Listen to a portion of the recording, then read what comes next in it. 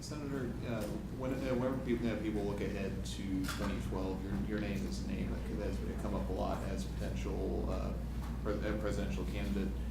Is that something you're looking at right now, and kind of what's your thinking on looking at that?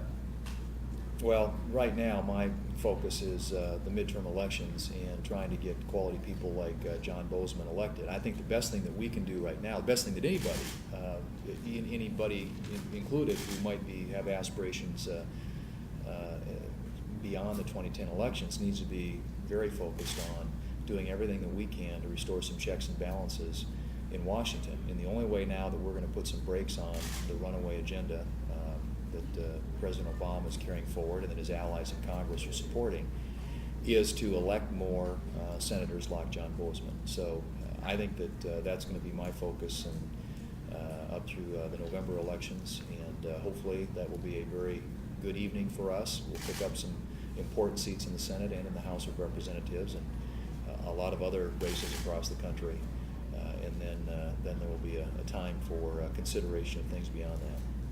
What would be your timetable then for making that decision? Well, I just haven't. I don't have a timetable. My timetable right now is is it November the 2nd? Is that what the day is? Yeah. Okay. And it really is. I'm just focused near term right now, and I really do want to do everything I can to help people like John get elected. He's actually up this year, but he doesn't have an opponent. And my staff could tell you, the number of days, the minutes, and the hours.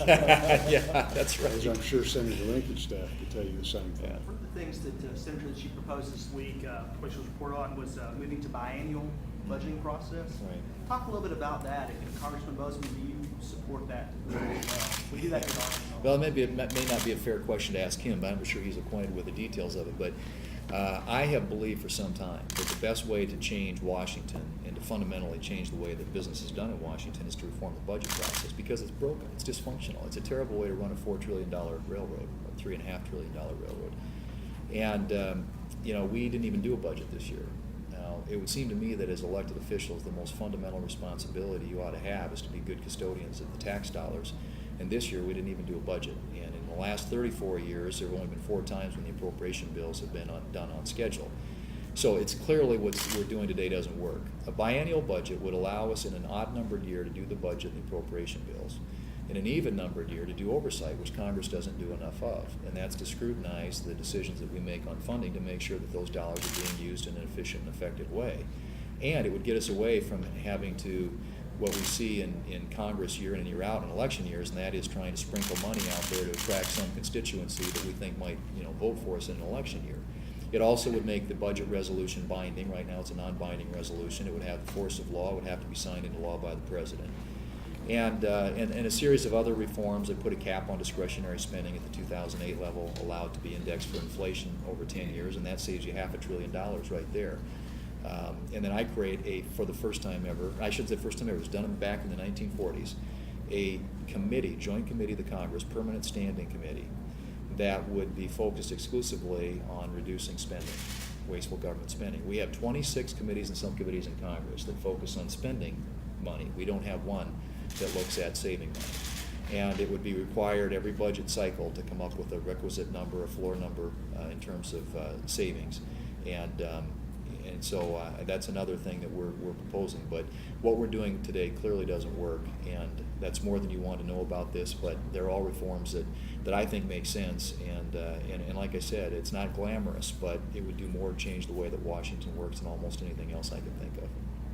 And I'm looking for some reinforcements. No, I would say that I think that's an excellent idea that needs to be looked at. I was very supportive. We did this with the VA Health.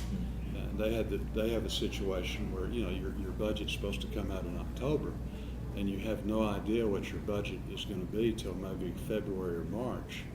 How does any business, how does any entity function in that manner, especially with things that like VA Health that is so critical?